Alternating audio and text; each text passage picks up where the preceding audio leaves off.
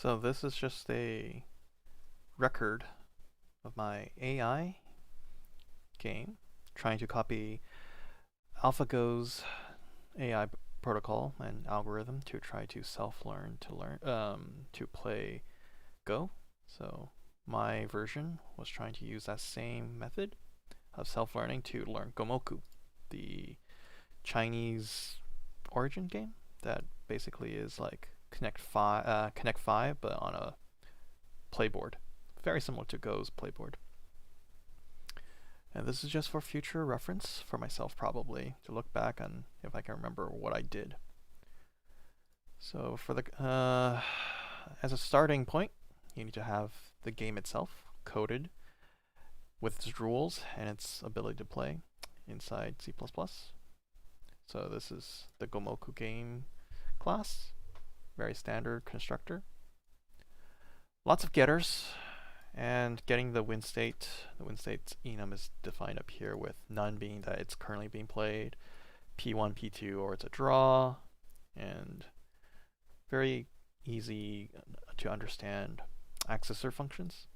So resetting the board, checking if the board is full is these are helper functions, if I remember correctly, when trying to use the algorithm to self-learn to see if the move won the game or not.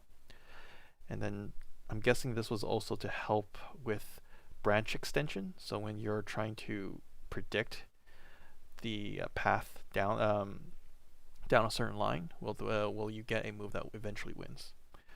So play move is pretty self-explanatory. You need to just play the move. And here these are helper functions.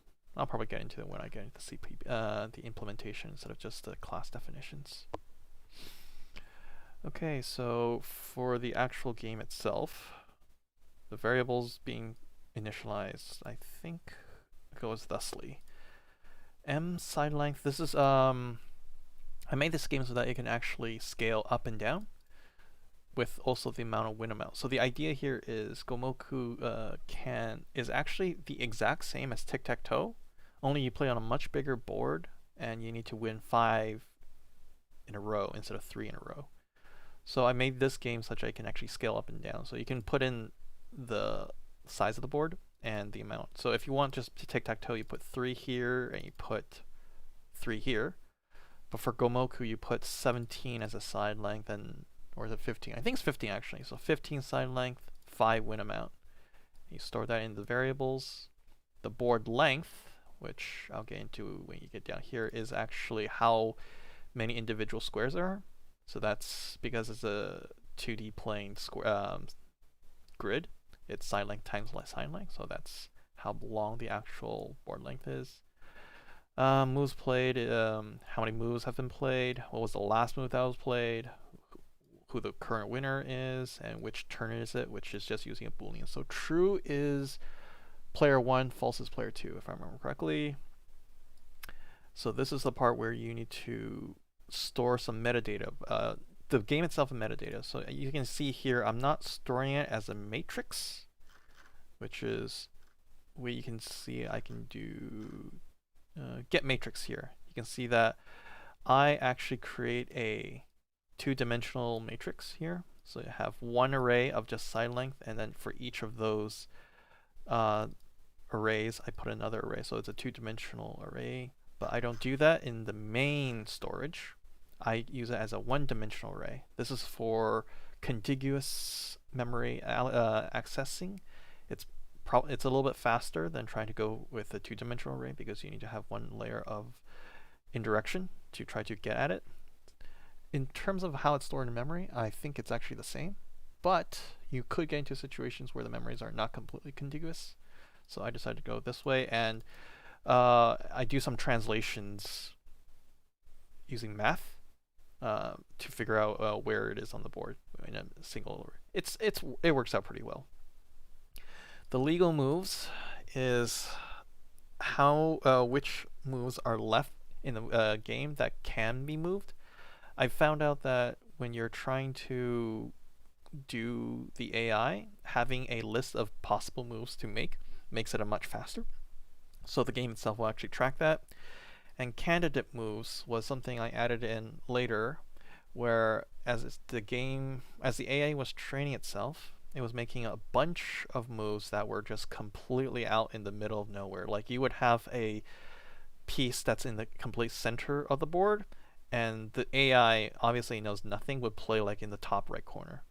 And in theory, with the algorithm AlphaGo and I mean Alpha, what was the team? What was the team that actually invented AlphaGo?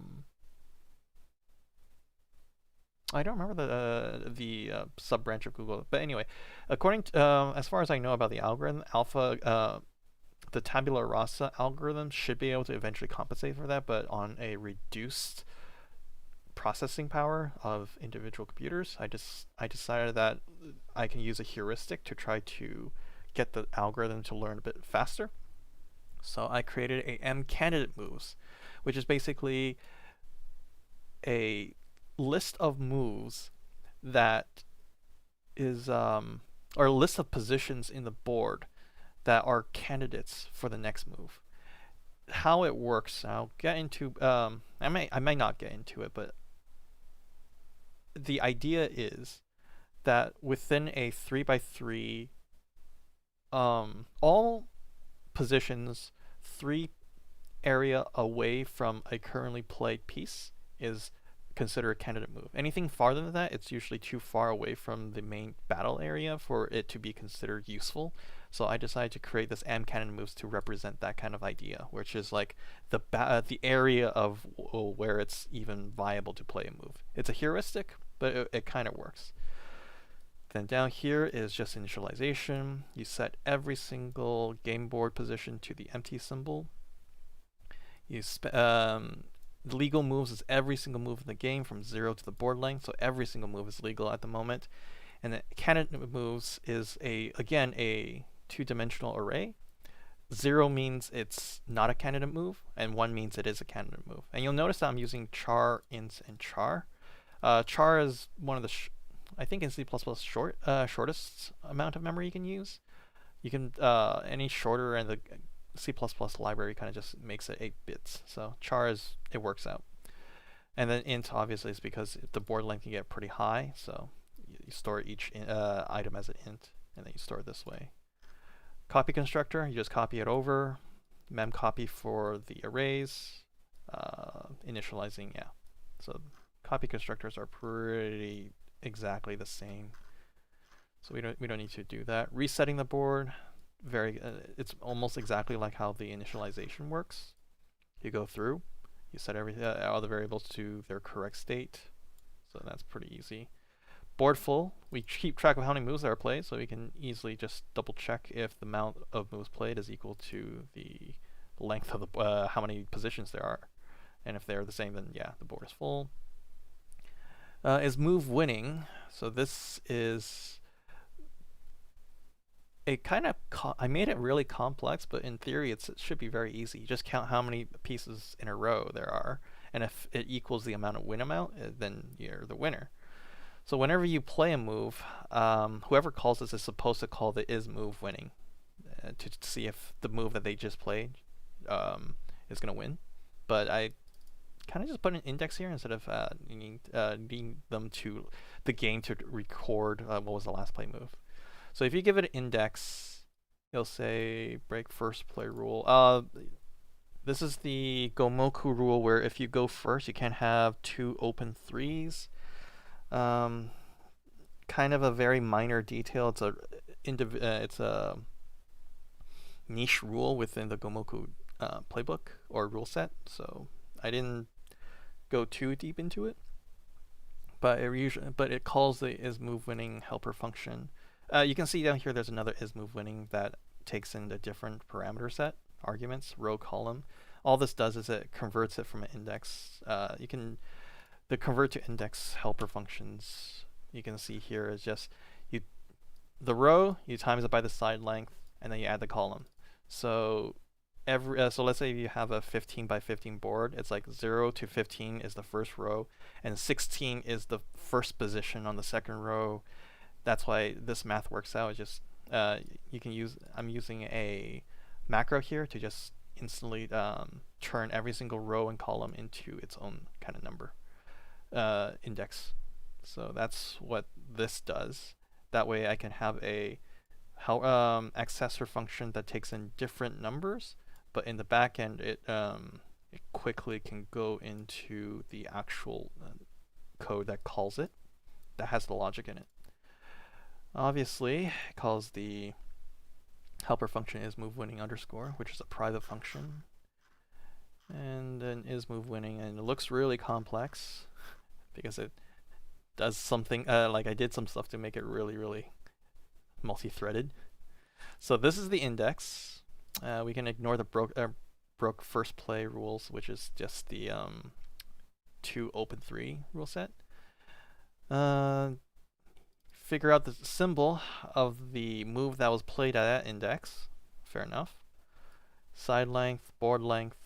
So this is going to be 15 in a 15 by 15 board, and this is going to be 225. Yeah, 225 is 15 times 15, I think. Yeah. All this is basically every single direction. So above modifier, this basically is a helper function. This is a lambda function that when you give it an index, it returns the next position in the direction. So you can see here, this is the above direction. So this function tells you that given your current index, what is the next item in the direction. So let's say you're at literally the center of the board. If you call this function once with the center of the board index, it'll tell you just one above it, and that is the new index. This is why index minus side length works, right? So this is the above modifier. The above check is checking if the index, you give it an index and it checks if the index is above 0. Oh, this is to check if you're like going off the board. Right. Now I remember. So this is a function to help you traverse the map. This is a function to tell you at which point you're off the map. And then I wrote a generic function called the direction amount, where you give it these two helper functions, two lambda functions as helpers, the symbol you're checking and the starting index. And I put it into a feature which is basically multi-threading it. Because in tic-tac-toe and Gomoku, you can have 8 cardinal directions: up, down, left, right, and then top left, up left, up right, down left, down right. There's 8 cardinal directions that you can go. I didn't want to have it basically do 8 of these checks in serial. I thought it would be more efficient to have them split off into 8 different threads. So this is how I split off the check into 8 different threads. And each one, I basically have a different helper lambda function to determine what is the boundary of the board. So above modifiers to make sure that index, as you traverse the map, the index gets smaller. So you got to check if the index is greater than 0. The below check, which is going down, means that you are increasing your index by 15 every single time. So the check is to make sure that you're not over the board length. The left one is you go left by 1, in which case you're making sure you don't go by the leftmost board, which you first like index side length to get the side to get how many side length there are, and you make sure that the side length doesn't get below 0. So that's this whole thing. And the direction amount, if you go here, is while index check. So you can that's that index check, the board limit check. While we the index test index, there we go. Test index initialized to the initial index here. Index modifier. Oh yeah, index modifier. You first modify the index to be 1 above, and then you check to make sure that index is still within the bounds of the board that we're checking. If yes, then you check if it's equal to the symbol. If it's above, then you increase the count, and then test index, and then you modify the index again. If it's not equal to the symbol, If it's equal to the symbol, then you break. Else blocked equals true, break. You break out. Both times you break out. Why do you need the blocked? Return a pair above amount and blocked. Wait, above amount and blocked. I can remove future int bool above a pair. You get the blocked. Wait, above first. Where do you use the blocked? Oh, I have a unused variable. The blocked is not used. Why did I use above? Oh wait, above the second. No, I'm using it. Above the second is the blocked variable. If it's not blocked and the below pair free 3. Oh, this is what it was for. If I'm not, it's for that Gomoku 2 Live 3 house rule set. I need to check to make sure if it's blocked or not. Oh, okay. That's fair enough. So I use this to figure out if it's okay. Not important, but the important part is mixing up all the 8 cardinal directions into their own little subfunction and making it more generic by creating lambda functions that you can give into the more generic function that then traverses through the map. And that is everything you need to do to have a working game. Everything else is just accessor. So getting a matrix, which is translating the single array vector into a two-dimensional array that you can actually print out and stuff. Getting all the variables. You play the move. All right, so playing the move is, well, it should be simple. It has a lot of work in it. Okay, let's see. Got to make sure that it is a place that you can play. Empty symbol. You put in the symbol that is current turn. So yeah, if it's true, it's P1 symbol. If it's false, it's P2 symbol. Legal move size is the number of boards there are. Why do you need a legal move size? Oh, from 1 to the legal moves size. Legal moves. Oh, you traverse the legal moves. And if the index is not equal to that, then we just go to the next position in the legal moves. Oh no, legal moves I equals legal moves I minus 1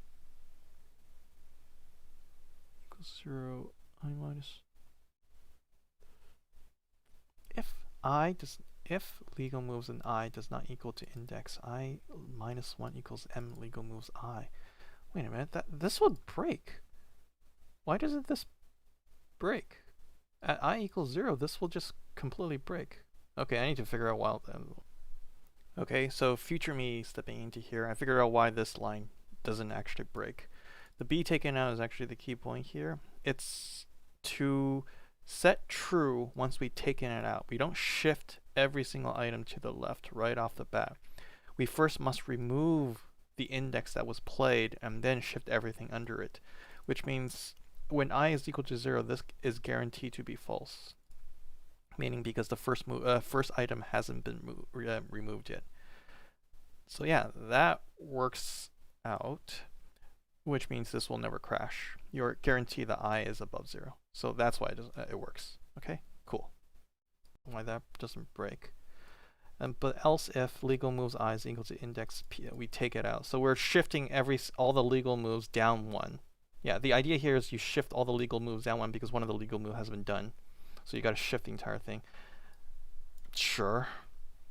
That way, yeah, so we never have all the missing moves are not randomly dispersed throughout the entire legal moves. You have the beginning chunk of it, including all the legal moves. Increment moves played. Break first rule playing. Check if it's winning. That's fine. Winner is P2 if the first player plays an illegal move. Else, if it is winning, then you just set the winner to whoever it is. And is board full? Board is not board is full, then it is a draw. Add candidate moves. Right. This is calculating which areas consider like where the battle is. So given this move index is where we played, we convert it to row and column, and we can see here the row -2, the row +3. So 2 above and 3 down, 2 behind and 3 over to 2 to the left and 3 to the right. If any of these things are off the board, we convert them to their maximum number. And then for every single one of those min row and min columns, we go through and set the exact number from 0 to 1 to indicate that this is a valid, well, candidate moves area. So you should the AI should consider it. So that's everything on a very high level. Free current board, just delete the board, add candidate moves. Yeah. So this is how the basic game board class works. And we'll talk about the nodes that will actually store the tree structure of how to traverse through a game as an AI next time.